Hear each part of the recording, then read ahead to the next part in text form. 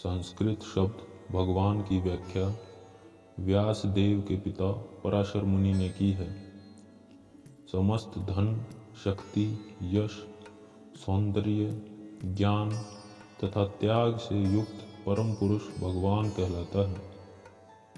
ऐसे अनेक व्यक्ति हैं जो अत्यंत धनी हैं, अत्यंत शक्तिमान हैं, अत्यंत सुंदर हैं और अत्यंत विख्यात, विद्वान तथा विरक्त भी हैं, किंतु कोई सअधिकार यह नहीं कह सकता कि उसके पास सारा धन, शक्ति आदि है।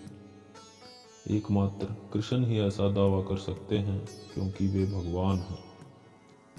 ब्रह्मा, शिव या नारायण सहित कोई भी जीव कृष्ण के समान पूर्व ऐश्वर्यवान नहीं है।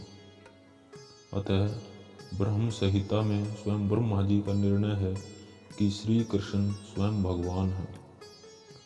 न तो कोई उनके तुल्य है, न उनसे बढ़कर है। वे आदि स्वामी या भगवान हैं, गोविंद रूप में जाने जाते हैं और समस्त कारणों के परम कारण हैं।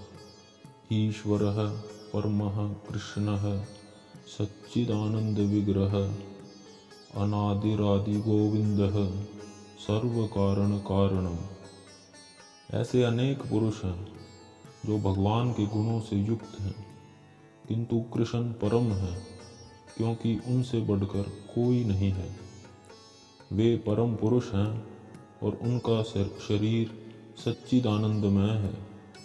वे आदि भगवान गोविंद हैं और समस्त कारणों के कारण हैं। भागवत में भी भगवान के नाना अवतारों की सूची है, किंतु कृष्ण को आदि भगवान बताया गया है, जिनसे अनेकानेक अवतार तथा ईश्वर विस्तार करते हैं।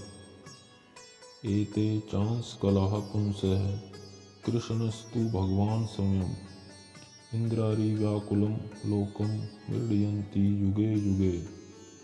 यहाँ पर वर्णित सारे अवतारों की सूचियाँ या तो भगवान की अंश कलाओं अथवा पूर्ण कलाओं की हैं, किंतु कृष्ण तो स्वयं भगवान हैं। अतः कृष्ण आदि भगवान परम सत्य परमात्मा तथा निर्वेश ब्रह्मा दोनों के उद्गम हैं। भगवान की उपस्थिति में अर्जुन द्वारा स्वजनों के लिए शोक करना सर्वथा अशोभनीय है। अतः कृष्ण ने कुतः शब्द से अपना आश्चर्य व्यक्त किया है। आर्य जैसी सभ्य जाति के किसी व्यक्ति से ऐसी मलिनता की उम्मीद नहीं की जाती। आर्य शब्द उन व्यक्तियों पर लागू होता है जो जीवन के मूल्य को जानते हैं और जिनकी सभ्यता आत्म साक्षात्कार पर निर्भर करती है। देहात्म बुद्धि से प्रेरित मनुष्यों को यह ज्ञान नहीं रहता कि जीवन का उद्देश्य परम सत्य विष्णु या भगवान का साक्षात्कार है। वे तो भौतिक जगत के बाह्य स्वरूप से मोहित हो जाते हैं। अतः वे यह नहीं जान पाते, वे ये नहीं समझ पाते कि मुक्ति आखिर क्या है। जिन पुरुषों को भौतिक बंधन से मुक्ति का कोई ज्ञान नहीं होता, जो यह नहीं जानते कि इस बंधन से मुक्ति आखिर कैसी होती है तथा कैसे इससे मुक्ति पाई जा सकती है, वे अनार्य कहलाते हैं। यद्यपि अर्जुन क्षत्रिय था, किंतु युद्ध से विचलित होकर वह अपने कर्तव्य से गुमराह हो रहा था। उसकी यह कायरता अनार्यों के लिए ही शोभा देने वाली हो सकती है। कर्तव्य पथ से इस प्रकार का विचलन न तो आध्यात्मिक जीवन में प्रगति करने में सहायक बनता है, ना ही इससे इस संसार में ख्याति प्राप्त की जा सकती है।